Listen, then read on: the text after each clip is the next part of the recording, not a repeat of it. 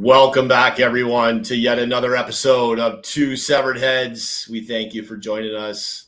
And as you can see by our cover there, tomorrow is the birthday of the great director, writer, David Cronenberg. He will be 81 years old tomorrow.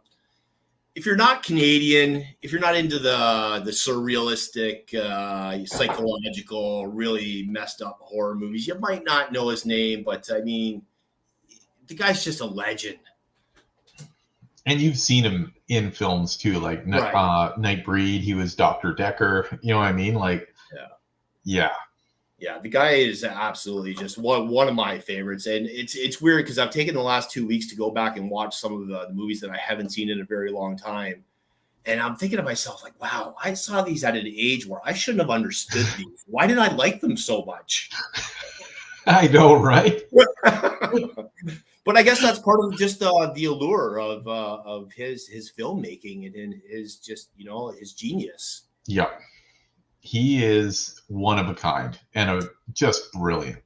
And reading about him and his upbringing, his dad was actually a writer and took him to a lot of art house films as a young boy. So that explains a lot. Yeah. You definitely see that in his filmmaking. Oh, but yeah. He took it down a whole, like he made a fork in the road.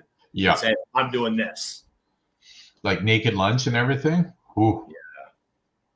Yeah, interesting. We're going to do a rundown of some of his, obviously his horror movies being a horror show. There's a few other movies that we just can't not talk about that were part of his career. And we got the news afterwards. No Metal Minute, no this day in horror history. I'm feeling pretty under the weather, so I'm going to power through this. Pills are good. But we didn't want to miss out on you, and we didn't want to miss out on celebrating one of my favorite directors and the career and the life of David Cronenberg, 81 years old tomorrow, as we said. So, but first, before we start talking about his career, I found some interesting films that he turned down. So I'm going to give you guys some clues. You guys can guess. And later on, when we're talking about it, we'd love to hear about your favorite Cronenberg movie or favorite Cronenberg scene. So put those in the comments. We always love hearing from you guys and riff-raffing with you guys. But he turned down some big movies. So I'm going to throw some clues out here. This 1983 movie was about a boy reuniting with his estranged father. Whoa. You got me stumped. It's a 20th Century Fox production, and it made $482 million. In 83? Yeah. Holy. Any guesses, anybody? We'll give you guys a few seconds. I can't really give cast member clues to a couple of these movies because I think they're going to be too obvious. But, wow. And I'm being a little cryptic with my clues there. Boy reuniting with his estranged father. I mean, it's accurate. It's definitely part of the movie. Let's see. It was the third in a trilogy.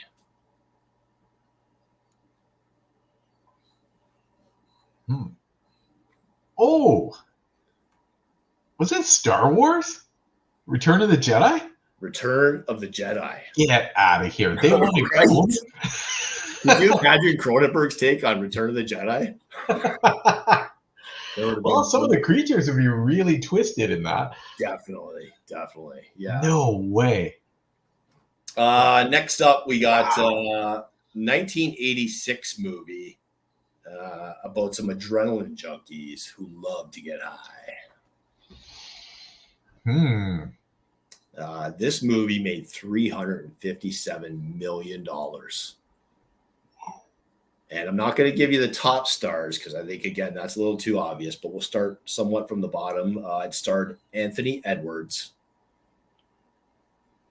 It had a recent sequel. Really? Also starred Val Kilmer. Oh, my God. Weird Science? No. And Tom Cruise. Tom Cruise? Oh my God! It was Top Gun, really? Right? Yeah. Wow. I can see why he turned that one down. That's not really up his alley. No. I can see him having some fun with Star Wars, but that was Yeah, that's That's a weird choice for even the studio to want Cronenberg. Could you imagine approaching him with that script? Because he hadn't really done a whole lot of action yet. He No. did some great action later on in his career, and we're definitely going to talk about those. But yeah, that would have been a weird one. Yeah. This 1987 movie didn't do as well as the first two, but it made a very very good profit of $53 million, and was about a cop who was forced to come out of retirement.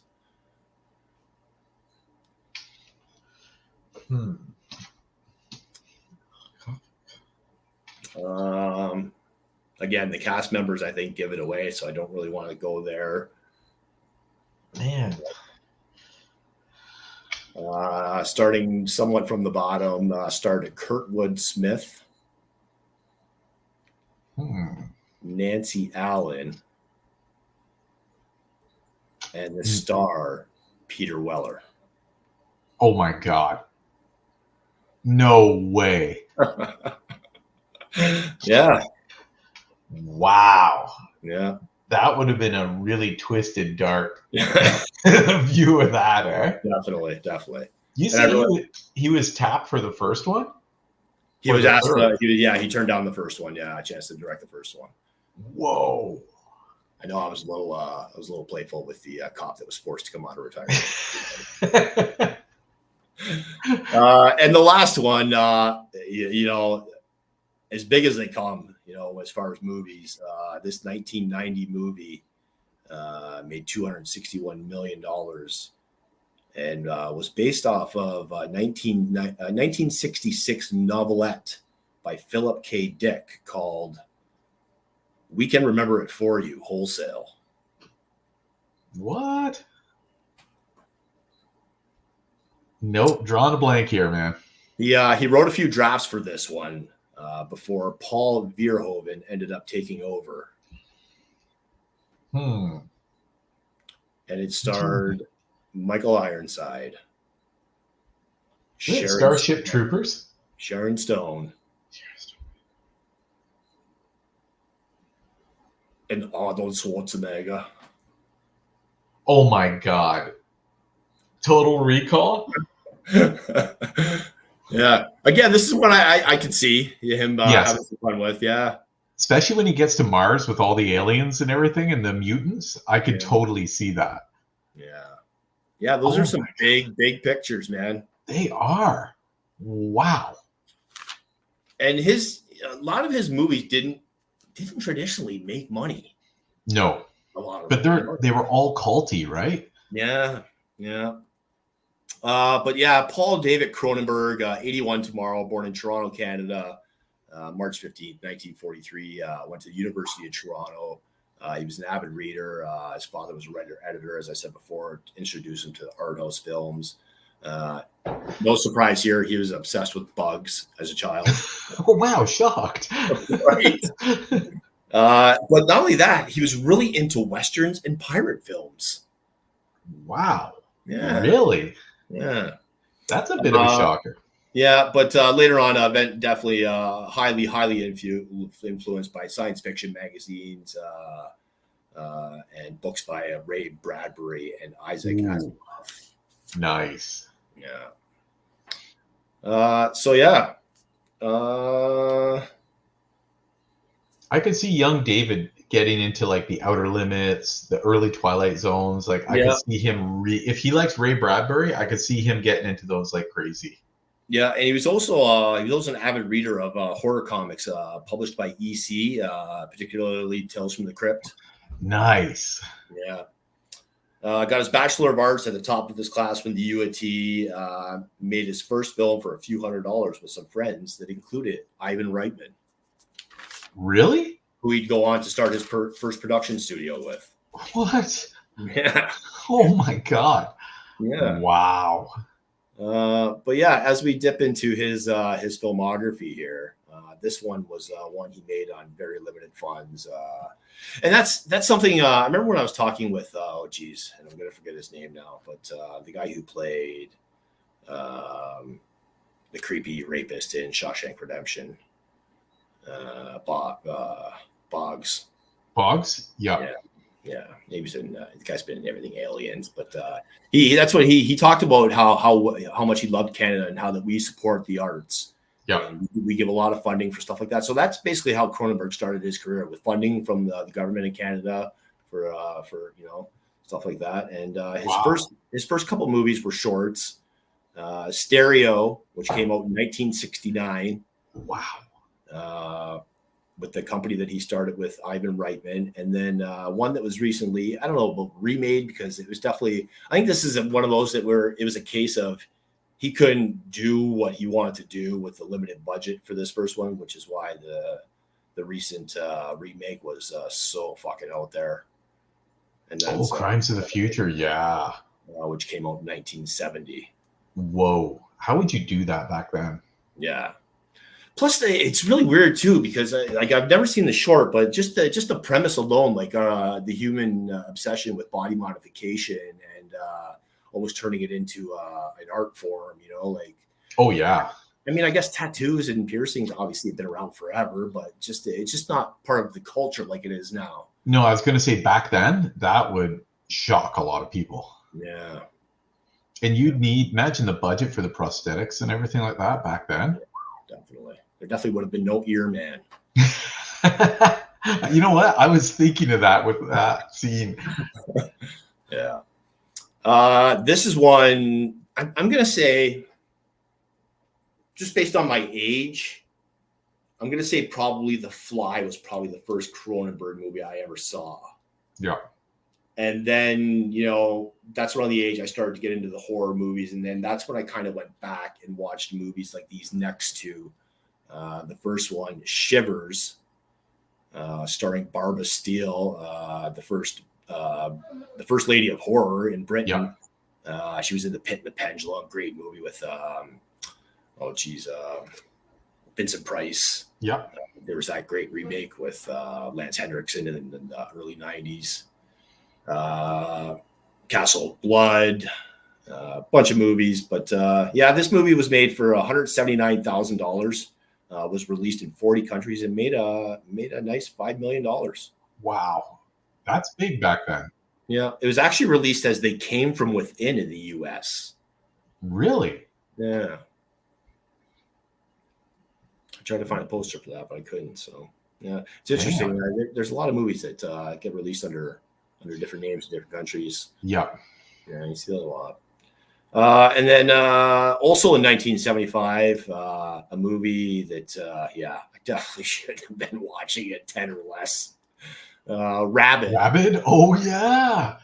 Starring Marilyn Chambers, who was the famous porn star from Behind the Green Door. She was listed number 6 on AVN's top 50 porn stars of all time. This kind of gave her a new career. Made for $1 million, made 2.2. There was actually a recent remake in 2019. Yeah, by the Silva sisters. Yeah, starring Laura Vandervoort and CM Punk. Yep. Yeah. I saw it. Have you seen it yet? I did. Yeah. And I saw it after I met Laura.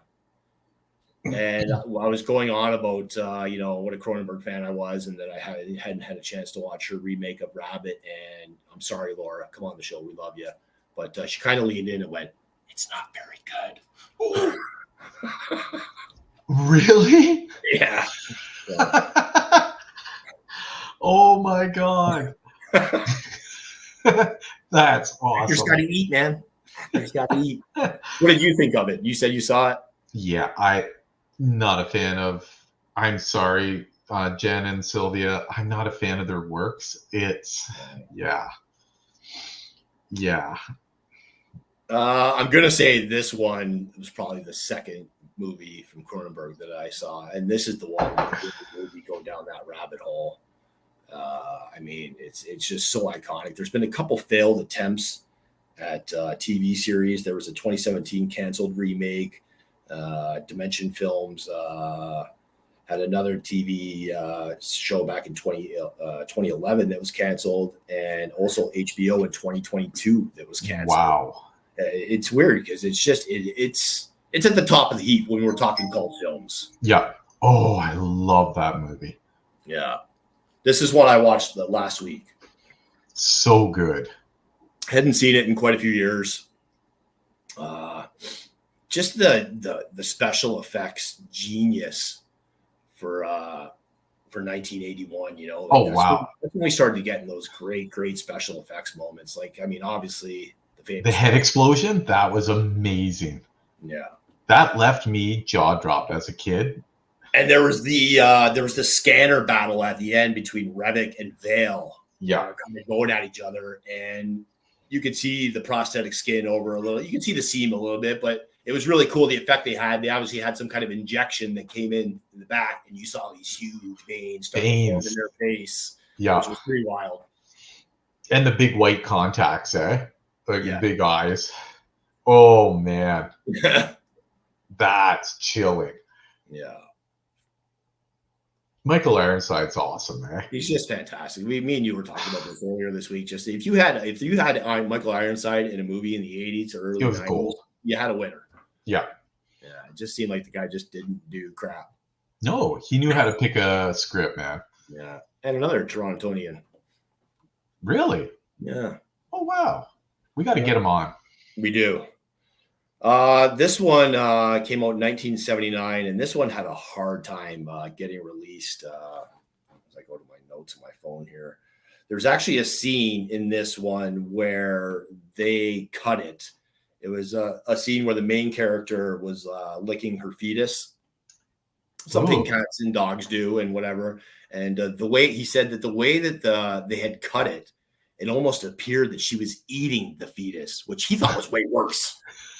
I mean, really. That's nasty. Yeah, but I'm talking, of course, about The Brood. Yeah.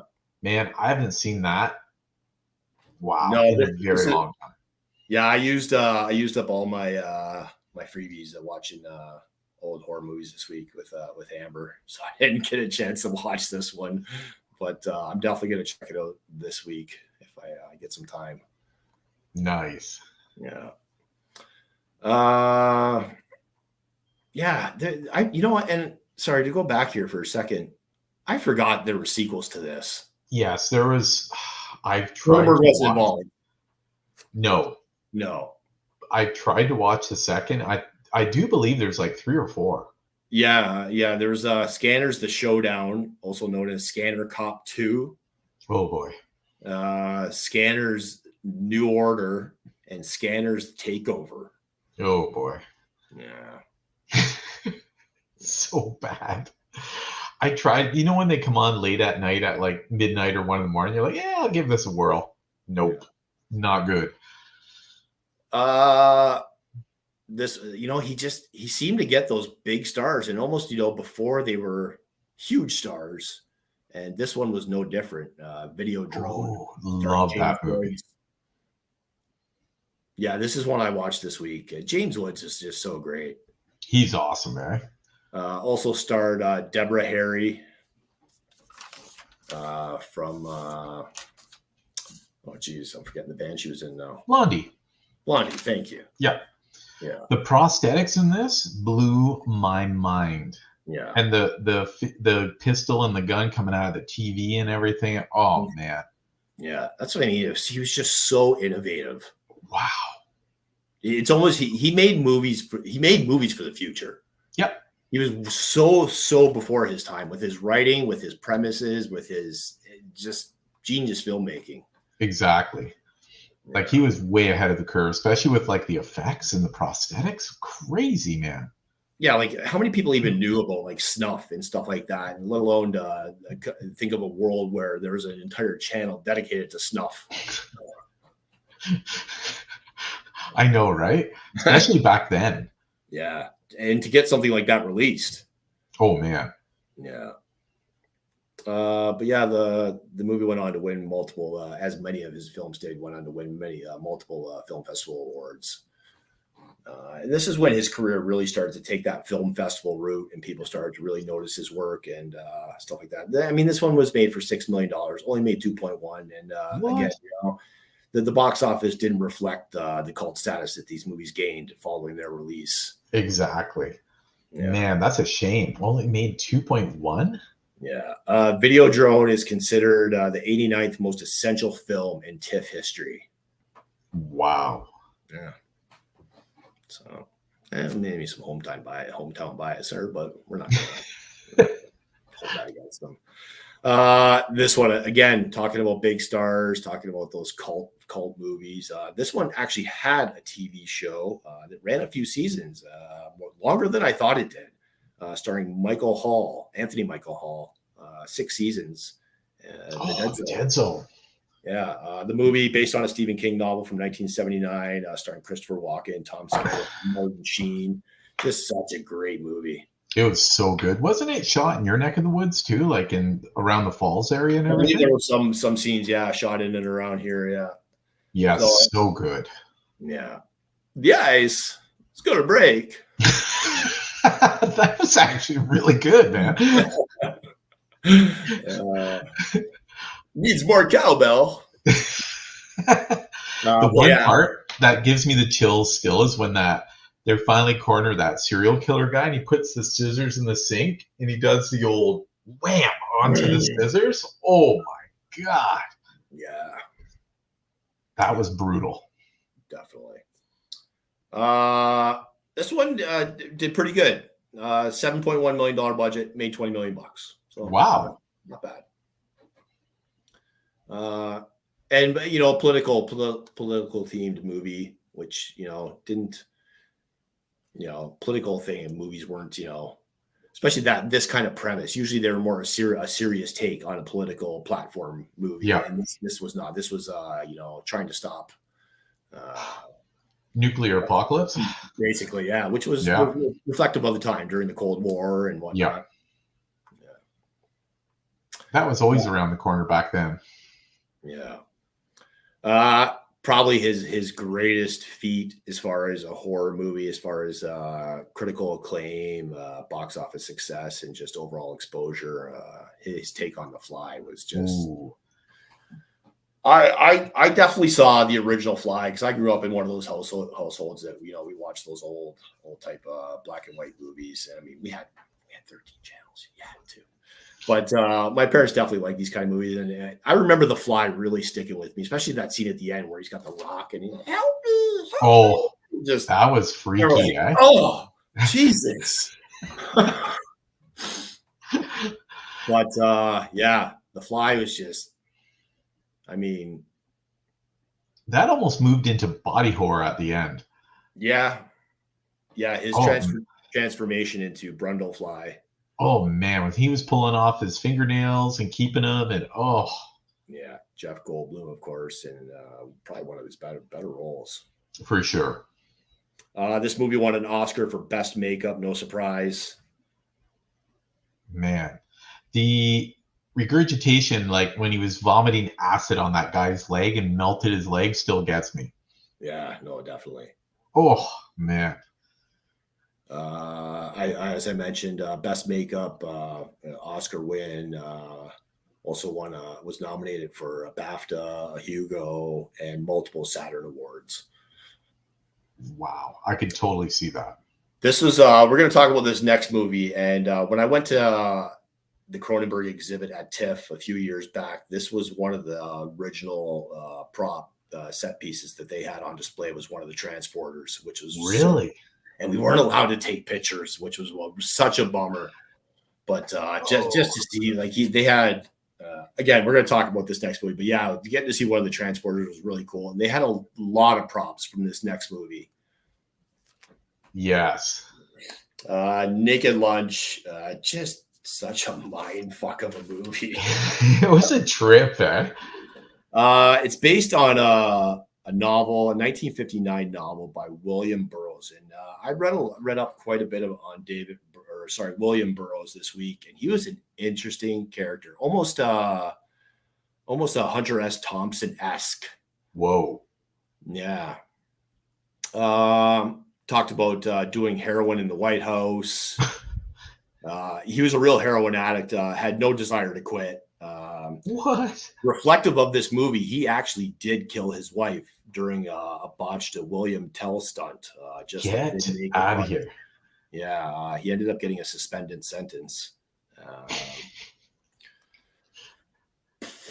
How does that happen? But one of the most interesting stories I read was Al Jorgensen was hanging out with William Burroughs, doing what those guys do. Yeah. Getting high. And Al looked over at this pile of mail on his desk, and it's just a bunch of unopened stuff. And he was kind of thumbing through it. And he's like, "Hey, like some of this stuff looks important." And Burroughs was just like, "I don't care." He's like, "This one's from the White House." I'll get to it. Yeah. But Peter Weller stars as a what do you call those guys? The bug. Oh, Exterminator. Yeah. And it becomes very clear that not only is his wife doing it as an actual drug, but he's obviously become exposed to this incesticide and starts to hallucinate and just goes on such a fucking trip. It is crazy, that movie. Yeah. He thinks he's a secret agent. Man. Yeah, it was weird. I watched it this week and I was just like, what the fuck was I on when I watched it? I know, it's like a fever dream, eh? It really is. And one of the only pictures we were allowed to have at the TIFF festival that like they had the bug typewriter there. Oh, that's awesome. They had a lot of really cool stuff from Naked Lunch, including a life-size mugwump. No way. That is crazy. Yeah, so that was pretty cool. Wow. Just chilling, having a beer with a mugwump. That is nuts. So they had certain areas you could take pics, but the others you couldn't at the Cronenberg. This was an add-on. It was a paid photo op. Yeah. That's awesome. Yeah. This one, much like a couple of his series, inspired TV series. This one, I didn't have a chance to watch this one yet. I think it was 6 or 7 episodes. Came out on Prime. I did not see this one. No, I haven't seen the TV series remake yet, but I did watch this one yesterday. Oh, that's with the surgeons, right? Yeah. So Jeremy Irons definitely got a lot of accolades for this one. He played twins who grew up to be world-renowned gynecologists. Yeah. And one of them very socially inept, the other one not so much, and definitely some weird twin brother shit going on in that movie. I've tried to watch it a couple times, and I was kind of like, "Whoa, what the hell's happening here?" Yeah, like there's scenes where he dates women to get his brother laid. You know what I mean? They like swap in. You know what I mean? Because he's like, "You never would have got laid without me." Like, so weird. So weird. But it ends with him, his brother just falling from grace, and he ends up killing him. So yeah, it was pretty strange.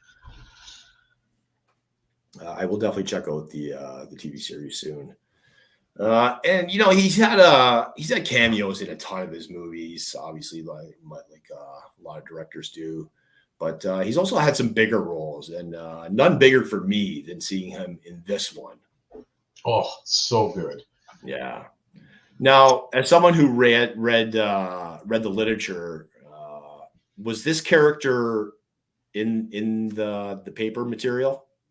I haven't read Nightbreed. I've read the other 5 books, but I haven't read Nightbreed. Oh, okay. But he is by far, Decker, one of my favorite slashers on screen. Yeah, he was super creepy. So cold. He brought a really great presence to the character. I know, right? Yeah. And the way he delivered his lines and everything with that mask was just whoa. Yeah, definitely.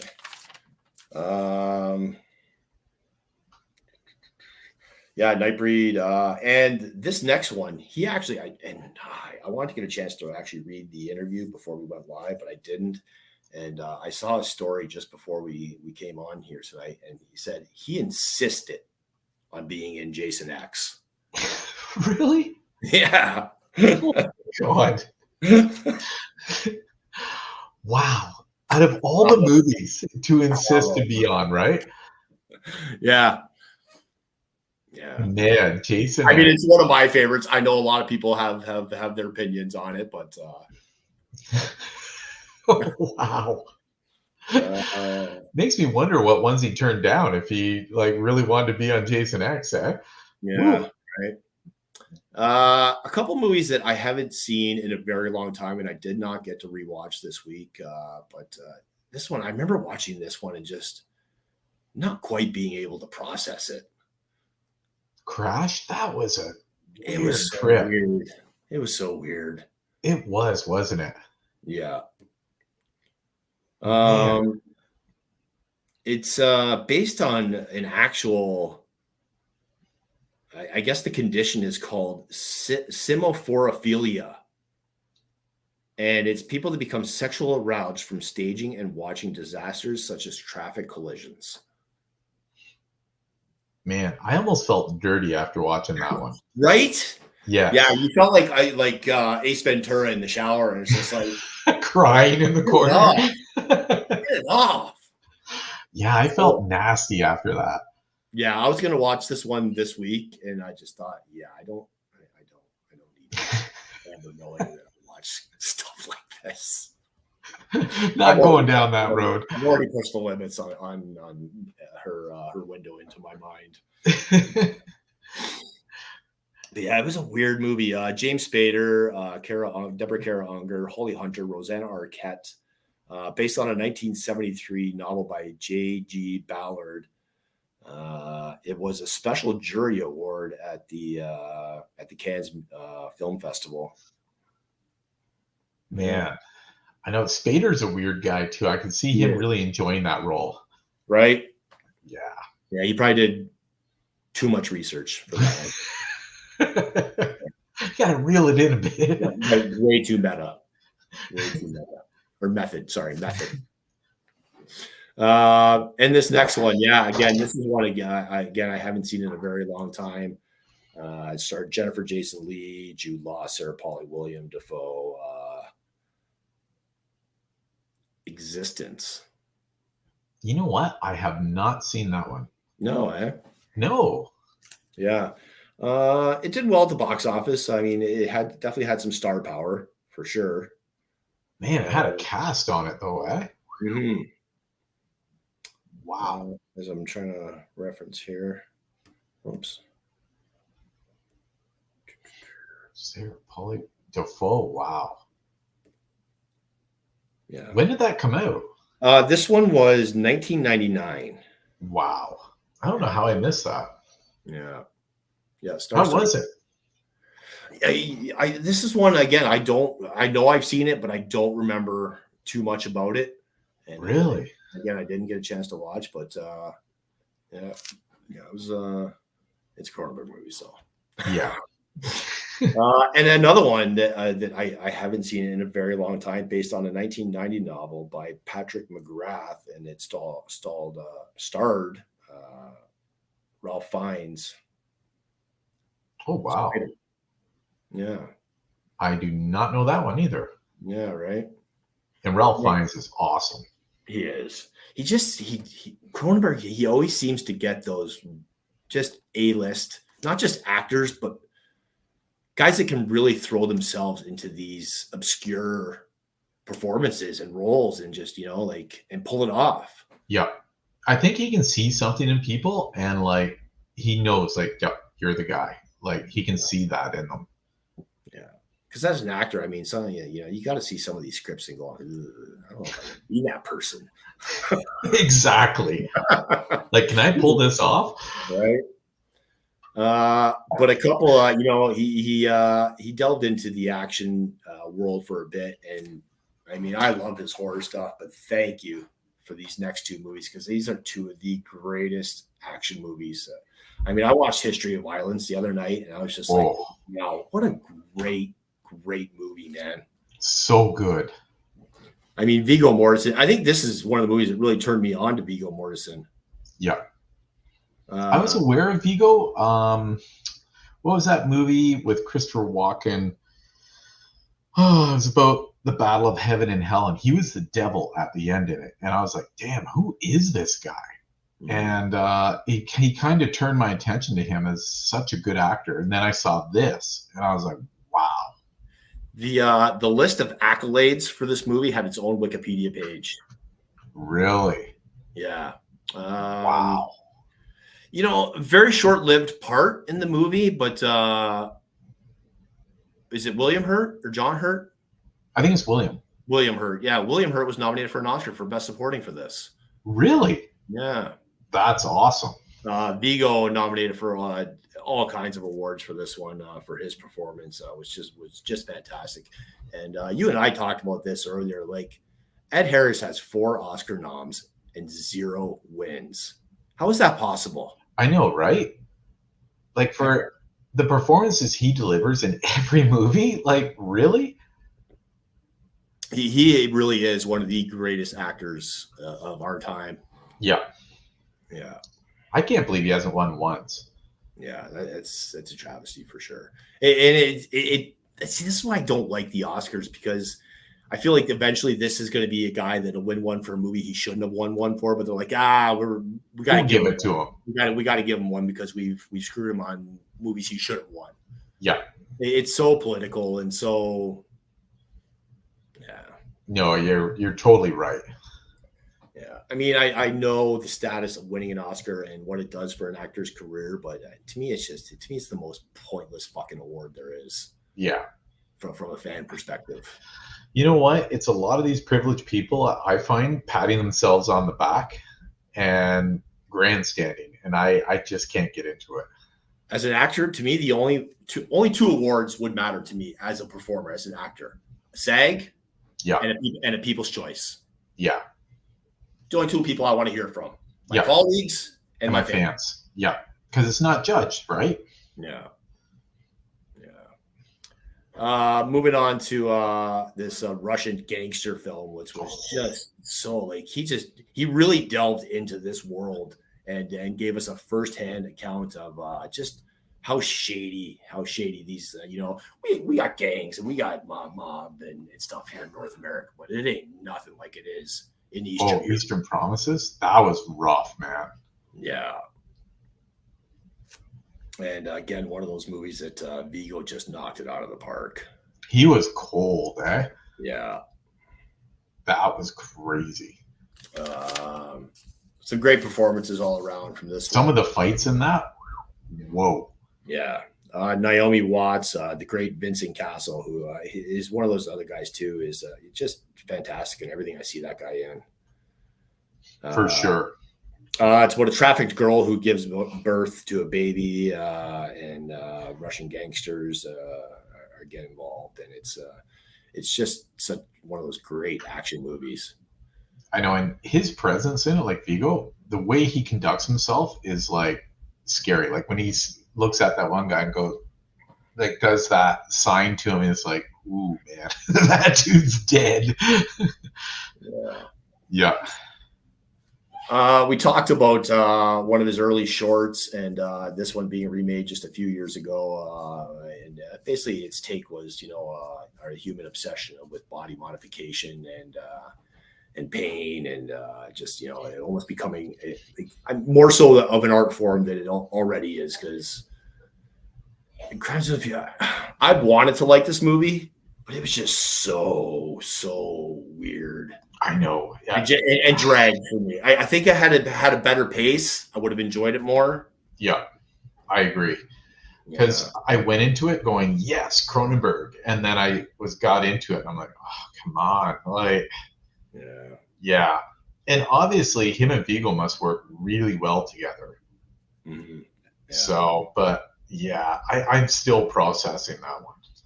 Yeah, for sure. And didn't do well. $27 million budget, only made $4 million, but ooh, that's how she goes sometimes. I think it probably shocked the hell out of a lot of people.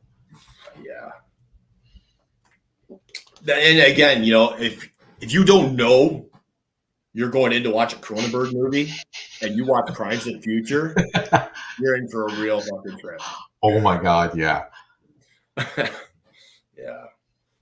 And this brings us to one that has been in production. I think it's in post-production, has been for a couple of years. we don't really have a lot of information on this one other than it is coming out supposed to be coming out in 2024. Stars Vincent Castle, Guy Pearce, and Diane Kruger, and it's about a grieving widower who builds a device that helps people connect with the dead.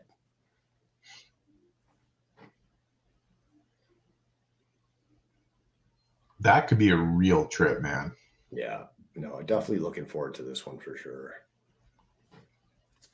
And yeah, that's it's just to be such a renowned horror director and then to come out and make two great dramatic action movies as he did with Eastern Promises and History of Violence like this. It just shows that the guy's just not some weirdo horror director. No. You know what I mean? Like, he's such a great filmmaker. Exactly. And both those films, man, hit hard. Yeah. Like, they were rough. Yeah. Anytime you get a guy of this guy's stature, you know, who may not have had the box office success, you know, that some directors have with some of his movies, may not get a lot of the credit for spawning, you know, a genre such as body horror that he should. Anytime you get these guys that pave the way, there always comes so many greats afterwards that were directly inspired by your work. Oh, for sure. Well, Cronenberg is no different. James Gunn he was actually a screenwriter for Troma. Really? Yeah. Wow. But his directorial debut was 2006 Slither. What a wild movie that was, eh? Right? And you definitely see the Cronenberg influence. Yeah. Big time. Yeah. Peter Jackson, another great, a lot of people don't know about his early horror movies. Yeah, they were crazy, man. They were really fucked up, man. Like, people getting their heads chopped off and exploded and stuff. Yeah. This one, Dead Alive, which was also released as Brain Dead in some countries, 1992. Yeah, this is one I actually watched, I'm going to say a few months back, and it was messed up. It was messed up, man. Teeth, oh my God. Teeth, Michael Lichtenstein, 2007 Teeth. Like, what a wacky film that is, man. Yeah. Again, wow. You definitely see the Cronenberg influence in this movie. Big time. Yeah. It's wow. I'm not even going to say anything about it. It's just tell you, watch at your own discretion. Watch at your own discretion.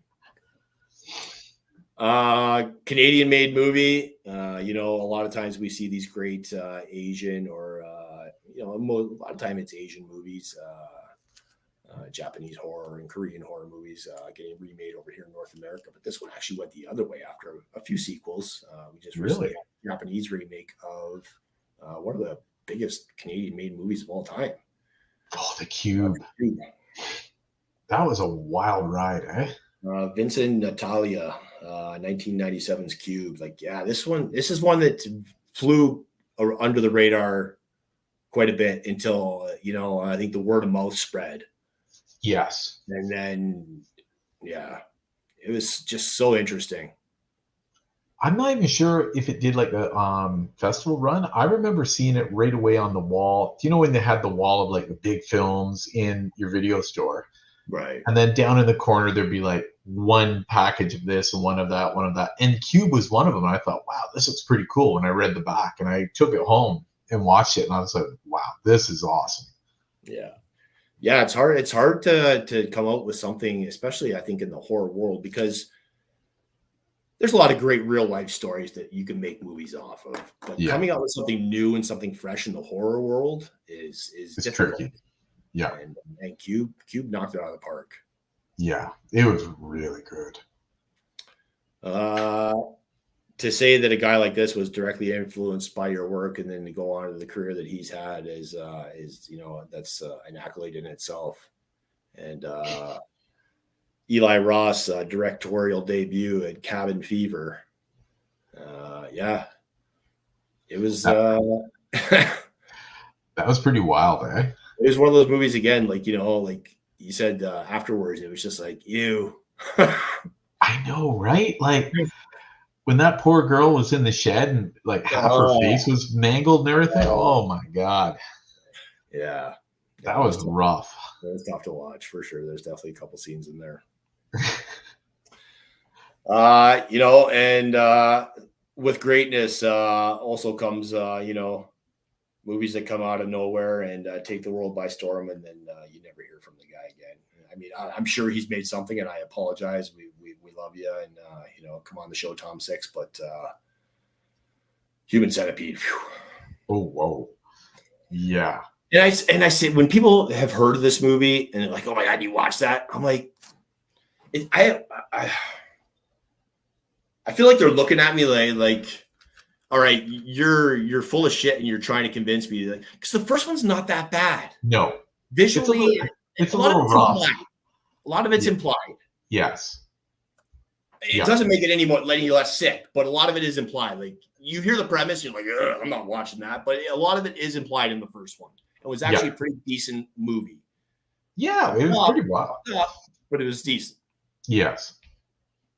As they went on. Ooh. The second one, if you don't know, was about a guy who became obsessed with the movie Human Centipede and wanted to recreate it. And that weird little guy just creeped me the fuck out, man. Yeah. I think he did to all of us. He's one of those guys that's always sweating and it's just. Yeah, it's nasty. Yeah. The third one, absolutely unwatchable. Oh, the jail one? Unwatchable. It was such a horrific piece of fucking cinema. And I mean, not even Eric Roberts could save that movie. No. And they brought the original doctor back to play. Wasn't he the warden? And he was the assistant, and the little creepy parking attendant was his assistant. Yeah. And then, as I said, Eric Roberts comes in at the end as the governor, and that was not even the star power of Eric Roberts. And when you have that, man, it doesn't work. No. Yeah, I don't blame you, Kurt. Yeah. I don't blame you. 3 was not good. And, I think based on his debut, his offspring, I think, has a great career ahead of him, because I absolutely loved Infinity Pool. That was insane, eh? He is just a chip off the old block. Definitely. Just his beautiful mind and being able to create these worlds. Yeah, I think you know what? I can't wait to see more from him coming up. Yeah, definitely excited to watch his career play out for sure. And that's our Cronenberg tribute. And happy birthday to Mr. Cronenberg tomorrow, 81 years old. Look forward to the shrouds, and look forward to anything and everything else you got coming our way, because just one of my all-time, like, Kubrick, Cronenberg. Yeah. I mean, Tarantino, half and half. The movies I really like. The movies I don't are just But Cronenberg, Kubrick are probably 2 of my all-time favorites. Nice. Yeah, he's awesome, man. And that's it, man. We're gonna do the news here after we pay some bills. Have you been arrested for a crime you committed? It doesn't matter. It doesn't matter if they got video. It doesn't matter if they have a signed confession. It doesn't matter if they have multiple witnesses. Give Lobster Shark a call, and they will get you off. Take that as you will. I mean, they'll definitely get you out of jail, and they may get you off as well. I don't know. That's Lobster Shark, attorney at law. Lobster Shark, attorney at law. They're in the yellow pages. Look them up. Anybody under 40 is like, what the fuck are the yellow pages? But yeah, a few things to talk about as we close in on our hour mark here.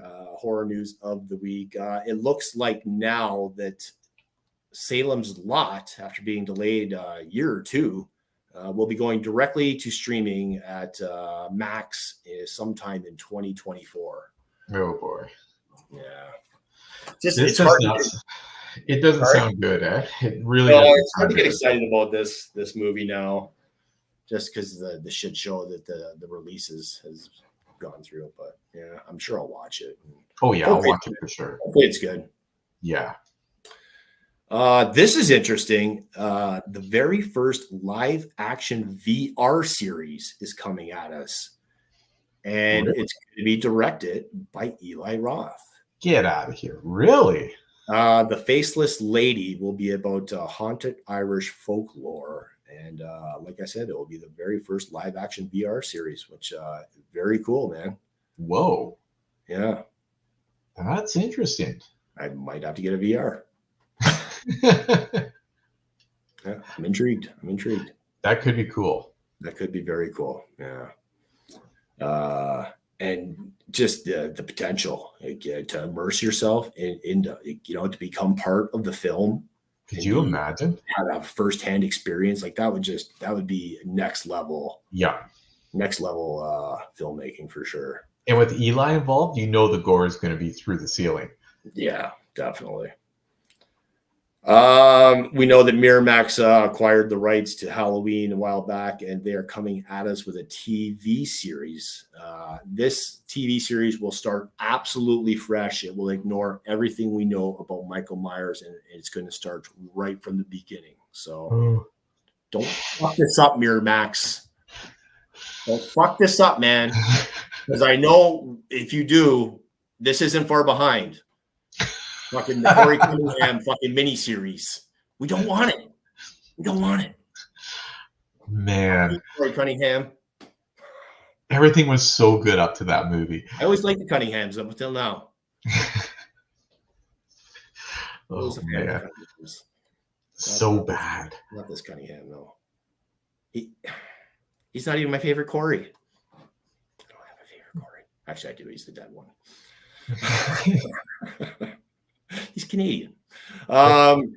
This was great news. I'm glad to see this. It seems that the proprietors of the Scream franchise woke the fuck up and decided to give Neve Campbell her payday because she will return for the next Scream movie. I read that. I wonder what the dump truck load of money was. Good. Yeah, I hope she raked them through the coals. Me too. Because she had him exactly where she wanted him now. Yeah, I hope she got double of whatever scale is for a male lead. Oh, yeah.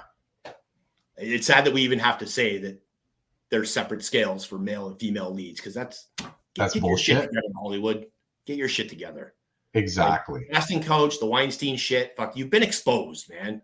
This shit was fucking swept under the rug and talked about in corners fucking for years. But you guys are fucking get your shit together.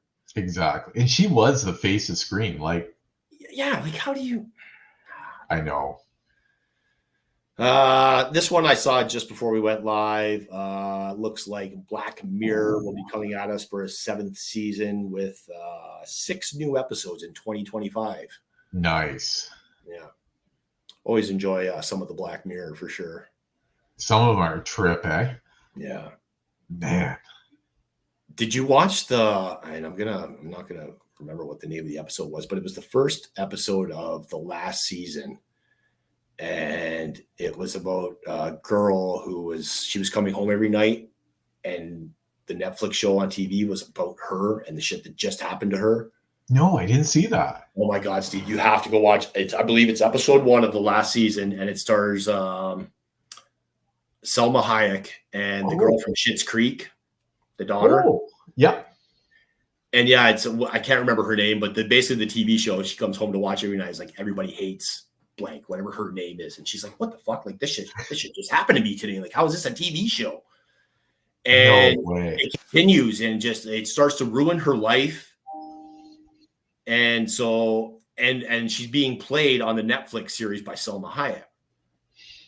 And it turns out that people don't read their user agreements. Just saying, including actors when they sign contracts. So Yeah, I'm sure you Okay, know where this one goes. I'm putting this on tonight. I got to see Actually, this. I remember when it came out, people were like, I'm canceling Netflix. I'm canceling Netflix. Fuck you. Don't make a TV show about me. People are stupid. But I mean, really, people don't read your user agreements. So Nope. this could really happen. And it's messed up. Whoa. It was pretty cool. I liked it. These are coming at us. I have no release date, but you can go to Super 7 and check it out. I'm sure maybe you could probably do pre-orders. We're getting live, action figures of both Trash and Tarman from Return of the Living Dead. That is so cool. Yeah, definitely like these. These are going to have to be under my tree for sure. Oh man. Yeah. Damn. And I only brought this story up because Lee, where are you? Because Steve and I don't care. I'm just kidding. I actually didn't hate season 1 of Chucky. I just watched it for the sake of watching it. Yeah. It was all right, but I didn't watch season 2. But we got a firsthand look at Chucky for season 3. Whoa. And he is creepy as fuck. You know when you accidentally press the 1 minute and you meant 10 seconds in the microwave and your food looks like that? Yeah. Chucky. You look better, buddy. Wow. He needs some hydration. Yeah. I might have to check this out. I don't know if I can skip season 2 and still catch up. I don't know. Yeah. But last is certainly not least. I don't know, man. As a filmmaker, I guess people's opinions are varied, but I don't see the Razzie Awards or the Raspberry Awards as a bad thing, because the exposure you get alone from the Razzies, I mean, it can't hurt you. No. It really, if anything, I think it attracts an audience that likes bad movies, because they're not always bad movies. Pooh, Blood and Honey cleaned up. They were nominated for 5 Razzie Awards, and they won 5 Razzie Awards. So congratulations to Reyes Frank Waterfield for cleaning up at the Razzie Awards. It took home Worst Remake, Prequel, and or Ripoff. I love that category. Whoa. Category. That's awesome. Harsh. Fellow nominee that missed out was Exorcist Believer. What? And I like that. I liked it. And I had zero expectations for this movie. Me too. That ending? I don't know.